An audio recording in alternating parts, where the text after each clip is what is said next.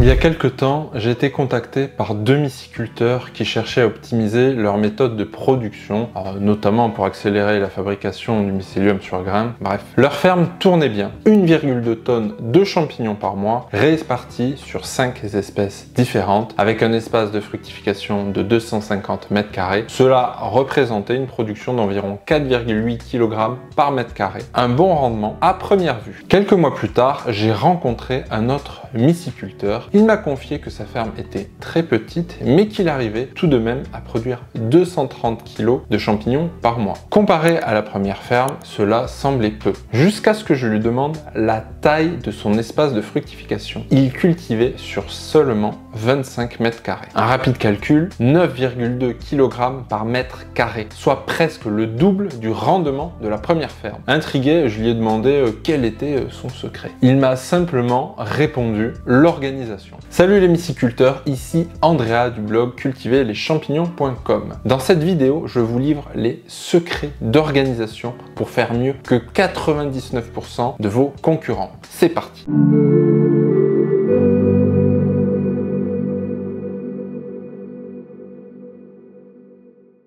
Commençons par voir pourquoi une bonne organisation est essentiel. L'organisation est l'une des compétences les plus cruciales pour assurer le succès de votre ferme à champignons. Tout d'abord, une bonne organisation, ça va vous permettre d'optimiser le rendement et donc votre rentabilité financière. En structurant efficacement votre production, vous pourrez produire davantage tout en utilisant les mêmes espaces et les mêmes équipements. Ensuite, l'organisation vous aide à mieux gérer vos 2 ressources les plus précieuses en tant que myciculteur, votre temps et votre énergie. En regroupant vos tâches et en les planifiant intelligemment, en réduisant les pertes de temps inutiles, vous pourrez travailler plus efficacement et avec moins de stress. Savoir précisément ce que vous allez faire chaque jour vous permettra de vous concentrer sur l'essentiel plutôt que de perdre du temps à improviser. Alors bien entendu, en agriculture, il y a toujours une part d'imprévu. Les champignons, ça reste des êtres vivants et donc des ajustements seront parfois nécessaires. Cependant, une organisation qui est bien rodée, ça va vous aider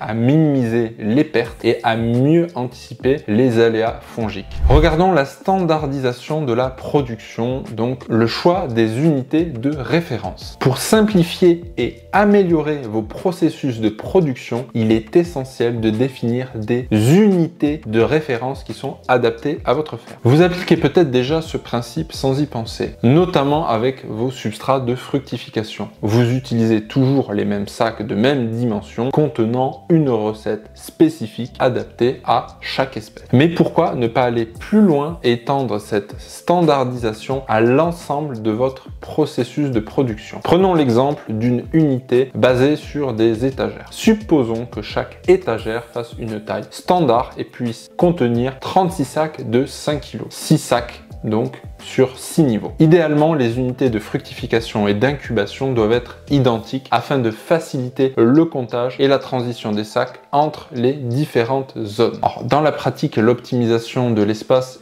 peut être plus complexe parce qu'en incubation, les sacs sont souvent légèrement espacés pour limiter la thermogénèse, tandis qu'en fructification, ils peuvent être collés les uns aux autres. Cependant, certaines espèces nécessitent plus d'espace en hauteur pour fructifier, ce qui empêche d'optimiser l'agencement autant qu'avec des étagères en incubation où la hauteur elle peut être réduite. Par exemple, si une unité de production de 36 sacs de 5 kg vous permet de récolter 40 kg de champignons par semaine, il devient facile de déterminer la quantité de substrat nécessaire. Par exemple, si un sac de 5 kg de substrat contient 1 kg de son et 1 kg de pellet de feuillus, alors pour produire une unité de production, il vous faudra donc 18 kg de son, donc 50% des 36 sacs, et 18 kg de pellet de feuillus, soit 50% des 36 sacs. En standardisant ainsi les quantités, vous pouvez anticiper précisément vos besoins en matières premières et éviter à la fois les ruptures ou les excédents. L'uniformisation des unités de production permet aussi d'optimiser le traitement thermique. Si votre pasteurisateur vapeur peut traiter 36 sacs de 5 kg par cycle, alors une unité de production correspond exactement à un cycle de pasteurisation. Cela permet de réduire les charges incomplètes des cuves, d'optimiser le temps de travail et donc de limiter la consommation d'énergie. Le même raisonnement peut peut s'appliquer au mycélium sur grain. Si chaque unité de production, donc de 36 sacs de 5 kg, nécessite 2 sacs de 3,5 kg de mycélium, vous pouvez prévoir facilement vos besoins. Si vous produisez votre propre mycélium, cette approche peut également être appliquée aux cultures liquides et aux géloses. Combien de cultures liquides faudra-t-il pour produire le mycélium sur grain? Combien de boîtes de gélose seront nécessaires pour produire la culture liquide précédente? En établissant ces équivalences dès le départ, vous assurez un flux de production fluide et maîtrisé tout en simplifiant donc tout ce qui est gestion des stocks. En suivant cette logique, une unité de production peut être définie ainsi. Une unité égale 2 sacs de 3,5 kg de mycélium. Une unité est égale 18 kg de son de blé plus 18 kg de pellet de feuillus, égale également un cycle de pasteurisation vapeur. Une unité est égale aussi à une étagère d'incubation ou une étagère de fructification ou encore 40 kg de champignons récoltés. Donc ici, les éléments constants sont les quantités de substrat, les volumes traités et les espaces utilisés. En revanche, le rendement final de champignons peut varier donc selon l'espèce cultivée et la recette de substrat.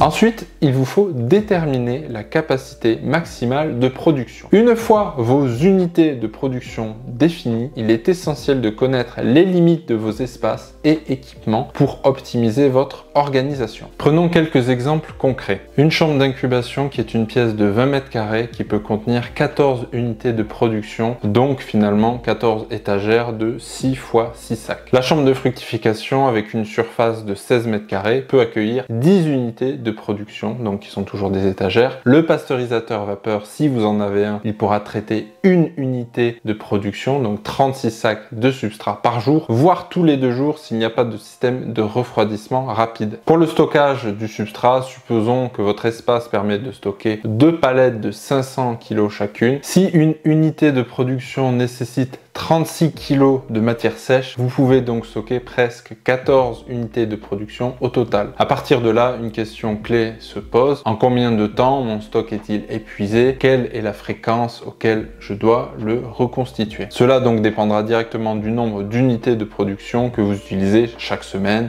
chaque mois. Le même raisonnement s'applique avec vos capacités de stockage du mycélium, des cultures liquides et des géloses. Ces milieux nécessitent une température un peu plus élevée. Il peut être donc judicieux d'aménager un petit incubateur séparé ou un petit incubateur intégré dans une chambre d'incubation principale. En calculant la capacité maximale de chaque pôle de votre ferme, vous saurez jusqu'où vous pouvez pousser votre production et anticiper les éventuels goulots d'étranglement. Ensuite, il vous faut connaître le temps du cycle de production de vos différentes espèces. Chaque espèce de champignon se développe à son propre rythme, que ce soit en gélose, culture liquide, mycélium sur grain ou substrat de fructification. Il est donc essentiel d'identifier précisément les durées de production pour chaque itinéraire technique utilisé dans votre système. Prenons l'exemple d'un cycle complet pour une souche de Pleurotus ostreatus. Incubation de la gélose, 1 semaine. Incubation de la culture liquide, 1 semaine. Colonisation du grain, 2 semaines. Colonisation du substrat de fructification, 2 semaines. Mise en fructification avec 2 récoltes, 5 semaines. Dans cet exemple, les durées sont exprimées en semaines pour simplifier la planification. Cependant, en réalité, ces valeurs peuvent varier. Une fois votre rythme de production bien calé, vous pourrez affiner votre suivi en jours, mais ce n'est pas recommandé au début. Le cycle de culture est influencé donc par de nombreux paramètres qui peuvent accélérer ou ralentir la colonisation. Tout d'abord, les recettes des milieux de culture, que ce soit donc pour la gélose, la culture liquide, le grain ou encore le substrat de fructification. Chaque modification de recette ou variation des ingrédients impacte directement la vitesse de colonisation en modifiant en fait l'apport en nutriments. Ensuite, vous avez le taux de lardage, donc plus la quantité d'inoculum ajoutée au substrat elle est élevée, plus vous aurez une colonisation qui sera rapide. Après, vous avez la température d'incubation et de fructification. Cette température, donc, elle influence directement l'activité enzymatique des champignons. Plus la température est proche de l'optimum,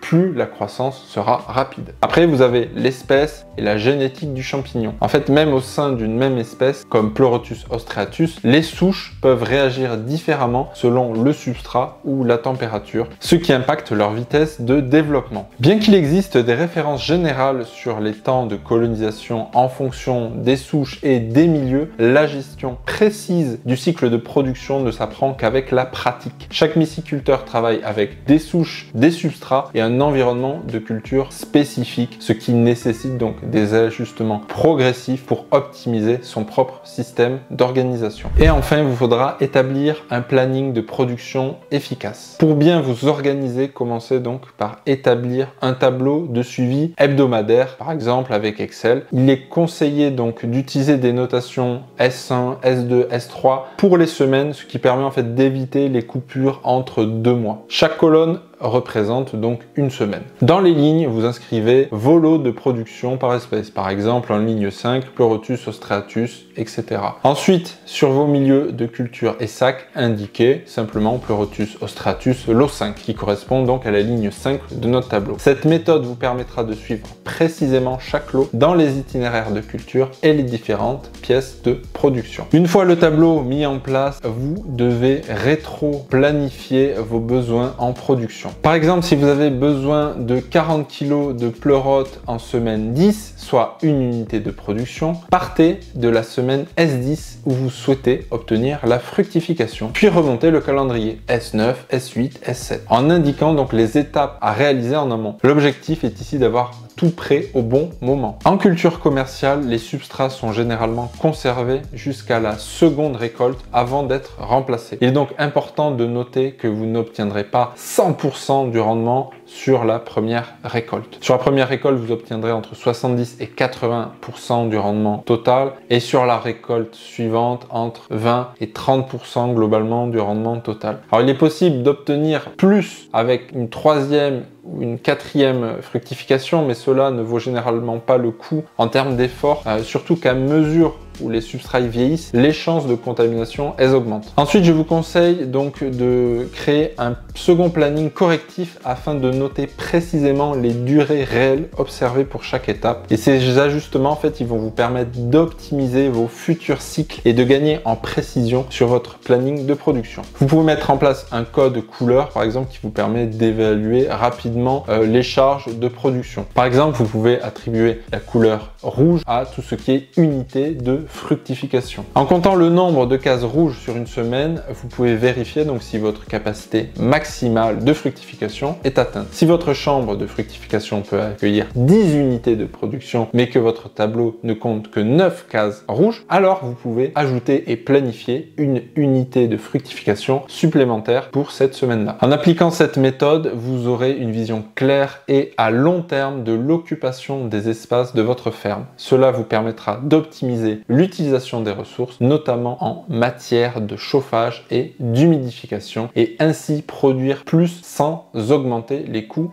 énergétique. En conclusion, pour réussir votre organisation, n'oubliez jamais pourquoi elle est essentielle. Elle vous permet d'optimiser votre rendement et donc votre rentabilité. En centralisant vos tâches, vous économisez du temps et de l'énergie tout en réduisant votre charge mentale et votre stress. Pour une organisation optimale, appliquez ces 4 principes clés. Standardisez au maximum vos unités de production. Déterminez la capacité maximale de chaque espace de votre ferme. Maîtrisez les cycles de culture de vos champignons. Regroupez et affinez ces données dans un tableau synthétique, donc pour un suivi efficace. Si vous mettez en place ces étapes simples mais fondamentales, vous serez mieux organisé qu'au moins 99% des myciculteurs. Si vous souhaitez monter une ferme à champignons, en avril s'ouvre une nouvelle session de formation sur la myciculture professionnelle. Vous pouvez être tenu au courant de son ouverture via le lien en description et vous recevrez également votre e-book gratuitement pour débuter une ferme à champignons. En attendant, n'hésitez pas à commenter, à liker, à vous abonner et à partager la vidéo si elle vous a aidé. Moi, je vous remercie de l'avoir regardé et je vous dis à la prochaine les myciculteurs.